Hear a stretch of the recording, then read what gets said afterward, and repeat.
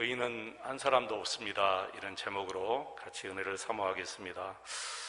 여러분께 한 가지 물어보겠습니다.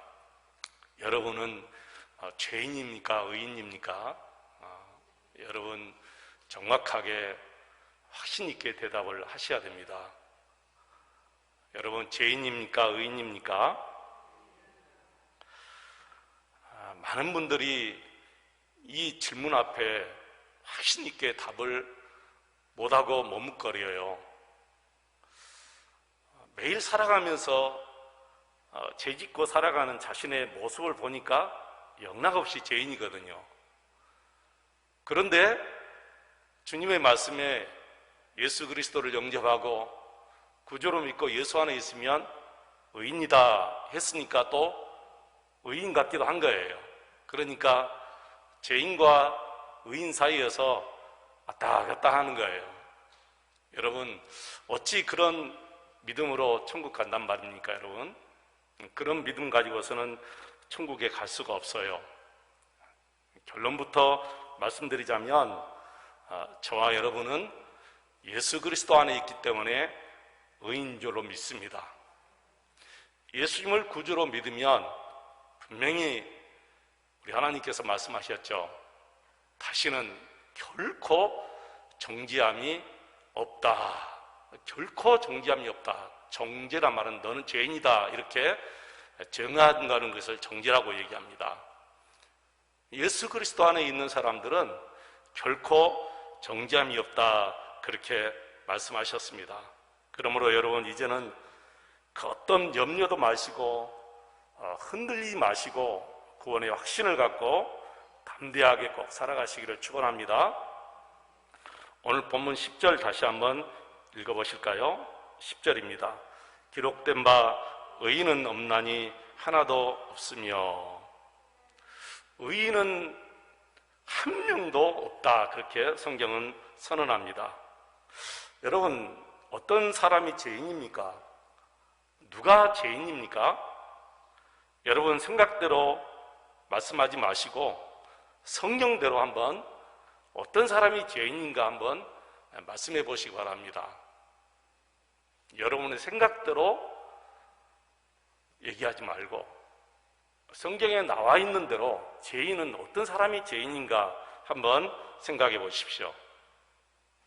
우리는 우리의 생각대로 하나님을 믿어서는 절대로 안 되지요, 여러분. 언제나 우리가 알고 믿는 것의 모든 것은 근거가 내 생각인가 내 마음, 내 알미 아니라 모든 것은 다 성경이 근거가 돼야 돼요. 그래서 성경을 떠나서 얘기하는 것은 모두 다 거시고 또 이단이고 사이비입니다. 그래서 우리가 알고 믿는 것 전부가 다 성경을 근거로 믿어야 된다는 거예요. 여러분의 감정도 믿지 말고 여러분의 지식도 믿지 말고 여러분의 마음, 여러분의 어떤 삶의 형태도 믿지 마시기 바랍니다. 오직 성경만 믿으시기 바랍니다. 그래서 우리 믿음의 근거는 성경이 되어야 된다는 거예요. 성경은 아담 때부터 시작해서 지금까지 의인은 한 사람도 없다고 말씀하고 있습니다.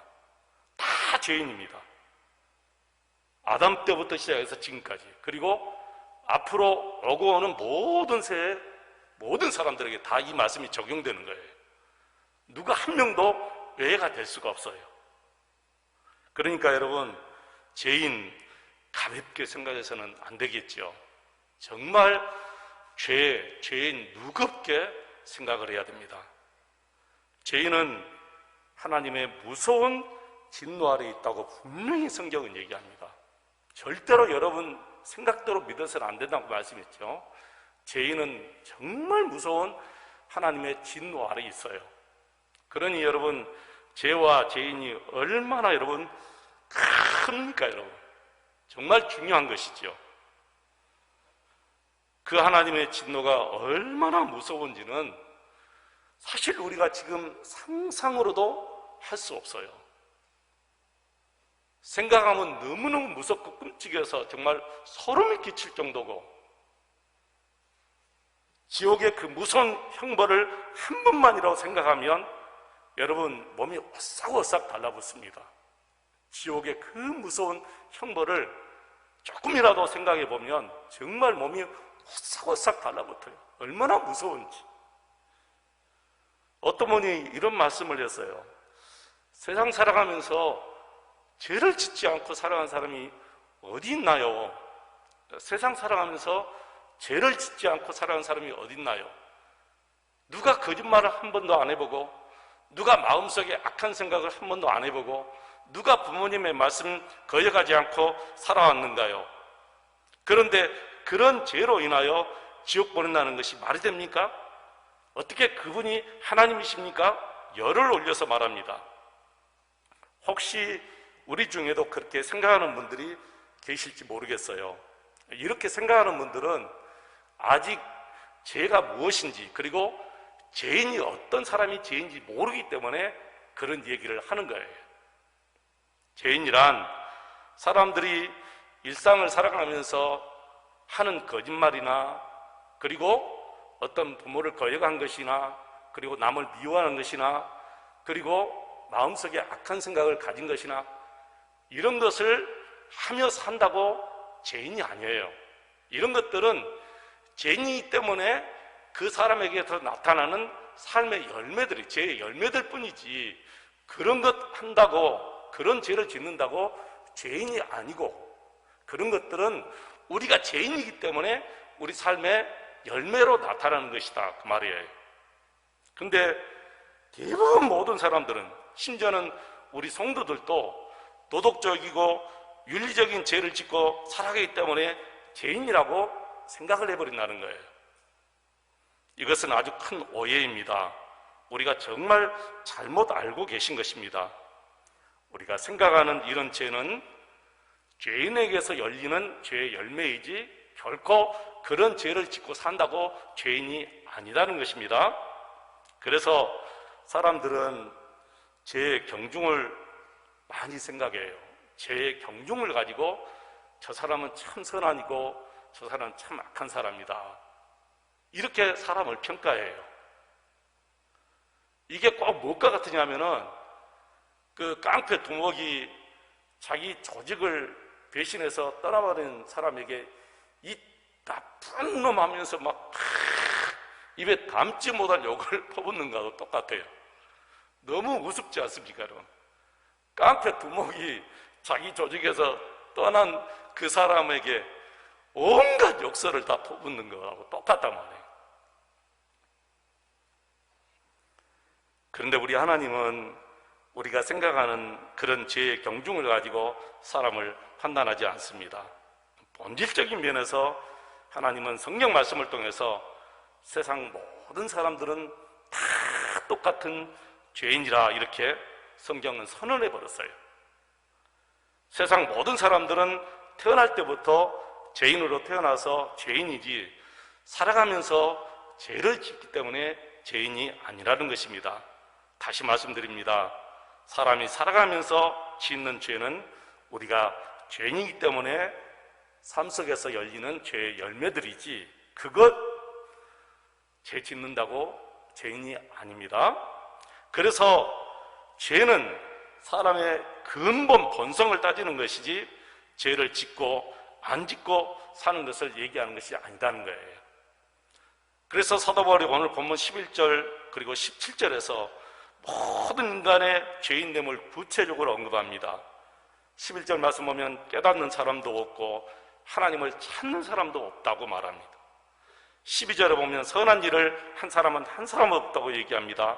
13절에 보면 그들의 목구멍은 열린 무덤이고 혀는 사람을 속이고, 14절에 보면 입에는 저주와 독설이 가득 찼고, 15절에 보면 발은 피를 흘리는 일에 빠르며, 16절에 보면 그들이 가는 길에는 파멸과 그리고 비참함이 있고, 17절에 보면 그들은 평화의 길을 알지 못한다 그랬어요. 어쩌면 많은 선량한 사람들은 인정하기 어려울 것입니다. 나는 그렇게 큰 죄인이 아닌데, 그렇게 얘기할 수도 있어요. 그런데 사도 바울은 성령의 감동으로 단호하게 말합니다. 의인은 없나니 한 사람도 없다. 의인은 없나니 한 사람도 없다. 사도 바울이 지적하는 것은 죄의 본성을 말하는 것이지 죄인에게 열리는 그 죄의 열매를 지금 말하는 것이 아닙니다. 그래서 18절에서 이렇게 지적하죠. 그들의 눈에는 하나님을 두려워하는 것이 없다는 거예요. 그들의 눈에는 하나님을 두려워하는 것이 없다. 그렇습니다. 죄의 본질은 하나님을 두려워하지 않는다는 거예요. 이 말은 하나님과의 관계가 딱 끊어졌다는 것을 얘기하는 거죠. 하나님과의 관계가 끊어졌기 때문에 하나님을 알 리가 없지요. 하나님을 모르기 때문에 하나님을 두려워하지도 않습니다. 저와 여러분은 하나님을 알기 때문에 하나님을 두려워해요. 하나님을 두려워한다는 것은 하나님을 경외한다는 거예요. 우리는 바로 이 죄를 아담과 하가 선악과를 따먹는 데서 알 수가 있잖아요.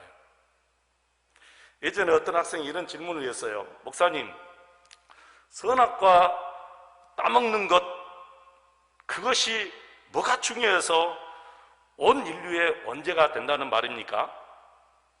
그러면서 아버지가 아들에게 이 사탕 절대로 먹지 말라 그러고 했는데 아들이 아버지 몰래 사탕을 먹었어요.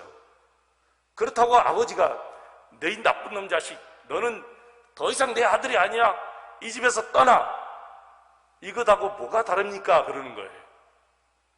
생각하면 진짜 다른 거 하나도 없어요. 한번 보세요. 하나님께서 아담과 하와에게 이 선악과 따먹지 마 분명히 말씀하셨어요. 근데 따먹었어요. 그래서 에덴 동산을 쫓아버렸어요. 아버지가 아들에게 이 사탕 절대로 먹지 마. 근데 아들이 그 사탕을 아버지 진짜 몰래 먹어버렸어요. 그러니까 아버지가 이 나쁜 놈, 너는 내 아들 더 이상 아니야, 이 집에서 떠나.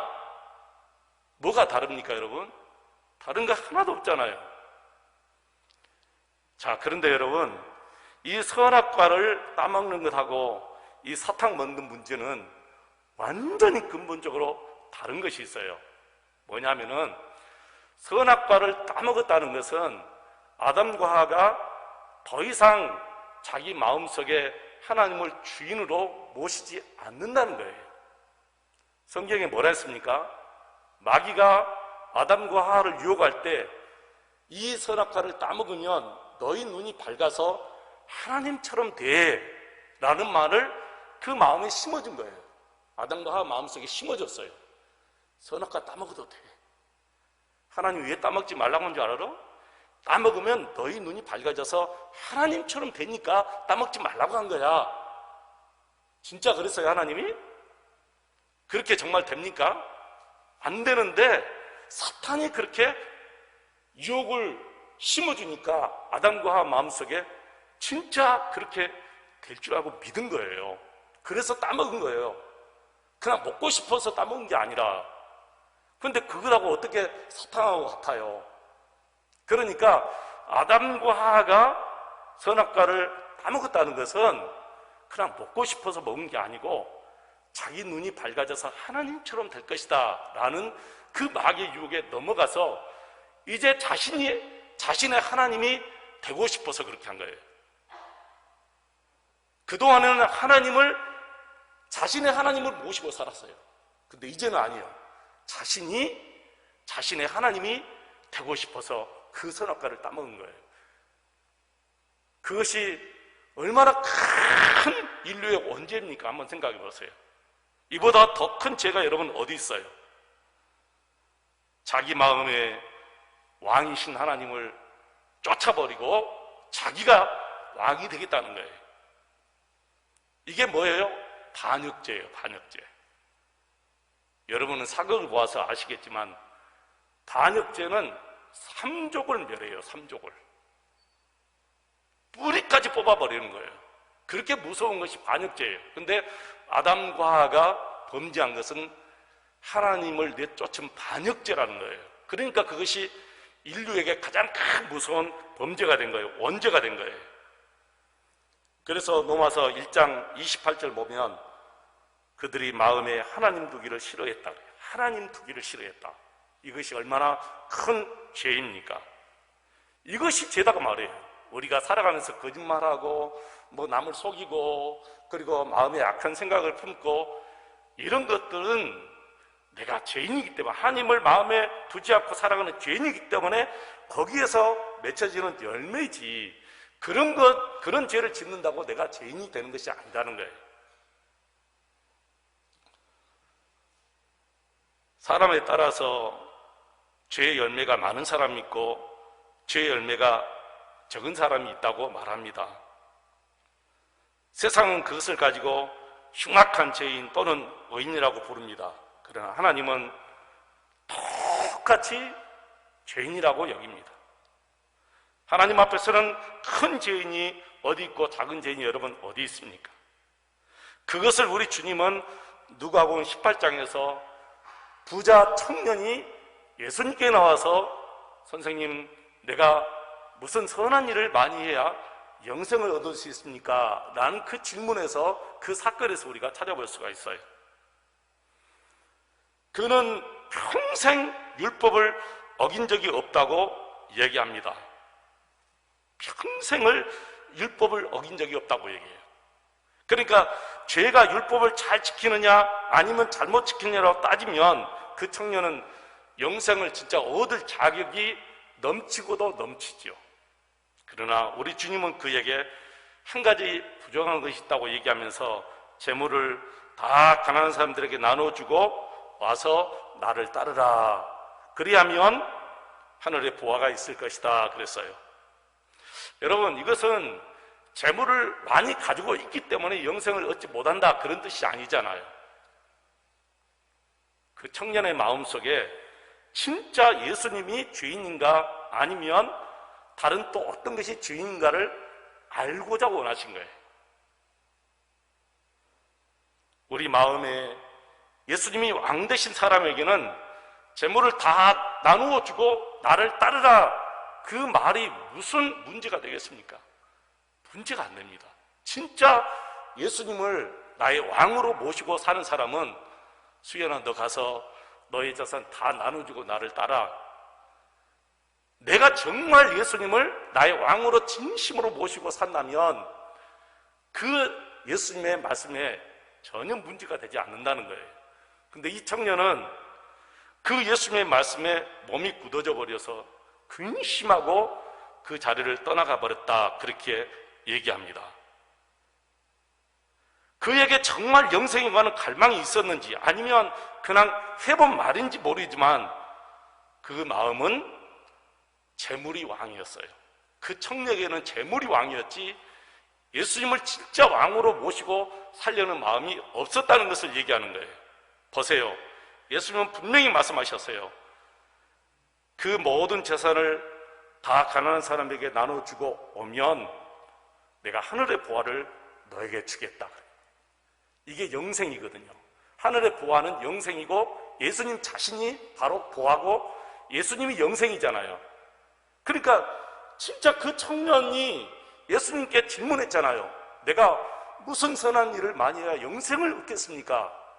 진짜 영생을 얻으려는 갈망한 마음이 진짜 있었다면 예수님의 말씀대로 하늘의 보화 너에게 줄 테니까 너의 재산 가난한 사람에게 다 나눠주고 나를 따르라. 그러면 분명히 따랐을 거예요. 순종했을 거예요. 근데 그 청년 마음속에 재물이 왕이다 보니까 결국에는 하늘의 보화를 얻지 못하고 근심하여 떠나 나가버린 것이죠. 그래서 이 청년의 죄가 무엇이냐고 말이에요. 율법을 잘 지키고 잘못 지키고에 따라서 이 청년의 죄가 많고 없고 아니잖아요. 분명히 이 청년은 말했어요. 예수님, 나는 어릴 때부터 지금까지 이 율법을 잘 지키고 살아왔습니다. 그랬어요. 그러니까 이 청년의 죄가 율법을 잘 지키고 못 지키고 그것이 아니다 말이에요. 이 청년의 죄는 구주이신 예수님, 왕이신 예수님, 너의 주인이신 예수님을 마음속에서 버린 것이 죄다, 그렇게 얘기하는 거예요. 그래서 여러분, 결국 마음의 왕인 누누아에 따라서 우리의 운명이 결정되는 거예요. 저와 여러분의 운명이 내 마음속에 누구를 왕으로 모시고 사느냐에 따라서 우리 운명이 결정된다는 게 지옥에 가느냐 천국 가느냐 이게 결정이 된다니까요. 내 마음의 주인이 하나님이신지 아니면 진짜 재물인지 이 시간, 그러니까 여러분 정확하게 진단을 하셔야 돼요. 그냥 어물쩍 넘어가면 절대로 안 돼요. 그러다가 갑자기 죽으면 그때는 늦잖아요. 그러니까 지금 우리 정신이 온전할 때 진짜 내 마음의 주인은 하나님이신가 재물인가를 정확하게 진단하고, 아직도 재물이 내 마음의 주인이라면 지옥 갈 죄인 것처럼 울며 회개하고 하나님 내 마음의 주인 되어 주십시오, 하나님 내 마음의 주인 되어 주십시오 하면서 울면서 회개하면서 하나님을 갈망해야 돼요. 그러면 그 마음에 진실하면 성령 하나님께서 그런 마음을 주시는 거예요. 이것은 내가 운다고 해결될 일이 아니에요. 내가 힘쓴다고 해결될 일이 아니고 내가 참는다고 해결될 일이 아니라 진심으로 내 마음이 정말 주님이 나의 왕이 되어 주십시오 하고 간절한 마음이 진심이라면 성령께서 진짜 여러분의 마음속에 예수님을 왕으로 모실 수 있는 마음도 주시고 예수님을 왕으로 모시고 사는 마음도 성령께서 주시는 거지, 여러분이 그렇게 하고 싶다고 되는 것이 아니다는 거예요. 여러분, 속마음을 감추고 살아서는 안 됩니다. 사람들 앞에서는 내가 솔직히 꾸밀 수도 있고 감출 수도 있지만 우리 하나님 앞에서는 그 어느 것 하나 감출 수도 없고 꾸밀 수도 없잖아요. 벌거벗은 것 다 그대로 드러나듯이 다 드러날 수밖에 없습니다. 사랑하는 교회 여러분, 이제 아시겠습니까? 누가 죄인이며 제 본성이 무엇인지 아시겠습니까? 여러분은 알아야 됩니다. 마음에 하나님을 두기 싫어하는 것이 얼마나 큰 죄인인가, 마음에 하나님 두고 살지 않는 것이 얼마나 큰 죄인인가. 그러니까 교회 다닌다고 다 천국에 가는 것이 아니다고 주님도 분명히 말씀하셔요. 나에게 주여 주여 하는 자마다 다 천국에 들어갈 것이 아니라 하나님의 뜻대로 사는 자라야 천국에 들어간다. 교회 다니면서도 마음에 하나님 두기 싫어하는 사람들이 얼마나 많은지 몰라요. 그분들은 결국 가는 것이 끝이 지옥이잖아요. 이것을 알아야 윤리적인 죄보다 더 큰 죄가 마음에 하나님 두기 싫어하는 것이 가장 큰 죄라는 것을 알게 되는 거죠. 교양 있고 경건한 바리새인이 오히려 세례보다 창례보다 더 큰 죄인이라고 예수님이 지적하신 이유가 거기 있는 거예요. 그래서 자신이 지옥 갈 죄인임을 깨닫는 것이 얼마나 큰 은혜인가를 우리가 알아야 돼요. 저와 여러분이 알아야 돼요. 나는 지옥 갈 죄인입니다. 나는 하나님의 진노 아래 있는 죄인입니다. 그래서 나를 구원하여 주신 주님이 필요합니다. 그 주님이 나에게 오셨습니다. 이것이 얼마나 큰 복이고 은혜인 것을 우리가 알아야 된다니까요. 그걸 깨닫는 것이 하나님의 축복이지, 여러분 우리 스스로가 어떻게 그걸 깨달아요? 제가 아는 목사님이 고등학교 3학년 때 예수 그리스도를 믿고 구원의 확신이 들어본 거예요. 아주 친한 친구인데 그 고등학교 3학년 때 그 친구가 아버지께 구원의 확신이 들고, 그래서 아버지께 가서 그랬대요. 아버지, 우리 교회 가요. 예수 믿어야 우리 천국 가요. 그러니까 아버지가 너 갑자기 왜 이상한 말을 하냐 그러면서 단칼에 거절해버린 거예요. 아니, 아들놈이 여기까지 잘 키워놨더니 갑자기 와서 자기 나름대로는, 이 친구가 자기 나름대로는 은혜 받고 구원의 확신 받았으니까 아버지 전도하고 싶으니까 그런 거예요. 우리는 알잖아요, 그 심정을. 근데 아버지는 알겠어요? 이 미친놈이 갑자기 와서 그러니까 아버지도 놀래가지고 너 지금 무슨 말 하냐? 그러면서 단칼에 거짓말, 보내버린 거예요. 그래도 구원의 확신과 아버지를 전도하고 싶으니까 이 고등학교 3학년 아들이 그 다음에 아버지한테 가서 아버지가 얼마나 큰 죄인인가 알아? 아버지가 얼마나 큰 죄인가 알아? 아버지가 죄인 걸 알아야, 그러니까 우리 예수님이 이 세상에 오셔서 아버지 죄를 위해서 십자가에 돌아가셨지. 그러니까 아버지가 화를 내면서 내가 죄인이야? 아빠가 무슨 살인을 해서 누구 거 도둑질해서 아니면 뭐 강도질을 했어요. 이놈아, 내가 진짜 죄 지은 것은 너 하나 고생시키면서 키운 그 죄밖에 없어. 그러면서 아들한테 나가라고 그러고 내쫓아버렸다는 거예요. 여러분, 절대로 죄인이 자기 자신이 죄인 것을 스스로는 못 깨닫습니다. 절대로 못 깨달아요. 여러분은 여러분 스스로가 나는 죽을 죄인입니다 라는 것을 깨달았습니까? 아니잖아요. 다 성령 하나님께서 우리 마음속에 그 은혜를 주신 거예요. 나는 내 자신이 얼마나 큰 죄인인 것을 압니다. 제 덩어리인 것을 압니다. 그래서 나는 하나님의 진노 아래 있고 그 하나님의 무서운 진노가 내가 지옥에 나를 지옥으로 보낼 그 하나님의 무서운 진노를 아니까 그 생각하면 벌벌 떨어요. 몸이 오싹오싹해요. 근데 너무너무 감사하게도 우리 하나님께서 그런 나를 구원해 주시기 위하여 예수님을 이 세상에 보내주셨고 나를 구원해 주셨어요. 내 모든 죄가 다 용서받을 정도가 아니라 깨끗하게 내 죄가 지워졌어요. 그래서 성경은 말합니다.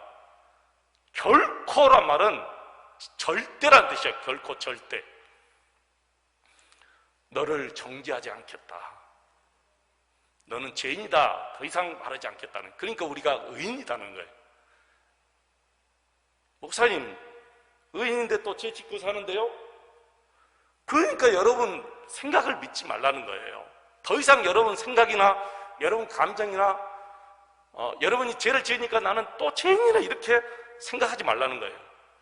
여러분이 알고 여러분이 믿는 모든 것은 전부 다 근거가 어디에 두라고요? 성경에 두라고. 성경. 누가 뭐래도 성경을 가지고 얘기하지 자꾸만 여러분이 생각을 가지고 얘기하니까 왔다 갔다 하는 거예요. 그러니까 당신 구원받았어? 이단들이 물어보니까 구원받기도 한 것 같고 못 받기도 한 것, 또 그렇게 가니까 또 이단에 넘어가고 또 신천지에 넘어가고 구원파에 넘어가는 거예요. 여러분. 이렇게 가르쳐줬는데요, 또 여기서는 아멘하고 가요. 근데 또 넘어지는 것은 사탄이 또 계속해서 여러분 흔들리니까 그래요. 사탄이 막 우리 예수 믿는 사람을 흔들어요. 키질하듯이 막 흔들어 사탄이. 그러니까 늘 근신하며 기도하며 깨어있으라, 그렇게 주님이 말씀하시는 거예요. 자신이 지옥 갈 죄인임을 깨닫지 못하니까 내가 잘났네, 너는 못났네, 자꾸 우리가 서로 높고 낮고 하는 것을 가지고 사람을 정죄하고 사람을 깔보고 그럽니다. 우리 하나님 보실 때 얼마나 우습겠습니까? 그러니까 하늘에서 하나님이 보시고 비웃으신다, 그렇게 말씀한 거죠. 여러분, 구소련이 개방될 때 한 목사님이 예배당을 다시 물려받았습니다. 그리고 그 예배당을 수리하고 있는데 여자 4명이 찾아와서 그 목사님께 악수도 하지 않고 이렇게 물었답니다. 우리는 창녀입니다. 우리 같은 사람도 용서받을 수 있나요? 그날 그 여자 4분이 목사님께 복음을 듣고 예수님을 영접했어요. 미국의 유명한 기독교 작가 필립 얀시, 여러분 많이 들어보시죠? 이 필립 얀시가 이런 말을 했어요. 세상 그 어디에도 얻을 수 없는 것, 세상 그 어디에도 얻을 수 없는 것, 교회만이 줄 수 있는 한 가지가 무엇인가? 이렇게 질문하면서 그것은 은혜다, 이렇게 얘기했어요. 그것은 은혜다. 세상 그 어디에서도 얻을 수 없고 세상 그 어느 것에서도 찾을 수 없는, 교회만이 유일하게 줄 수 있는 것이 무엇인가? 은혜다, 그렇게 얘기했습니다. 교회가 아닌 그 어디에서 여러분 이런 은혜를 발견할 수 있겠습니까? 교회 아닌 그 어디에서 이런 사랑을 여러분 찾겠습니까? 여러분, 이제는 여러분 자신을 보는 눈이 띄어져야 됩니다. 지옥 갈 죄인인 것을 확실하게 깨닫고 아셔야 돼요. 보아야 돼요. 자신이 얼마나 큰 죄인인 것을 보아야 돼요. 그리고 또한 한 가지 알아야 됩니다. 주님이 그런 나를 찾아오셔서 구원의 축복을 주셨다는 것입니다. 이걸 믿게 하시고 알게 하신 분이 또 누구다고요? 성령 하나님이시다는 거예요. 이것이 내 마음에서 내 지식에서 나온 것이 아니다는 것입니다. 그래서 우리는 예수 그리스도 안에 있을 때 의인이라고 성경은 얘기합니다.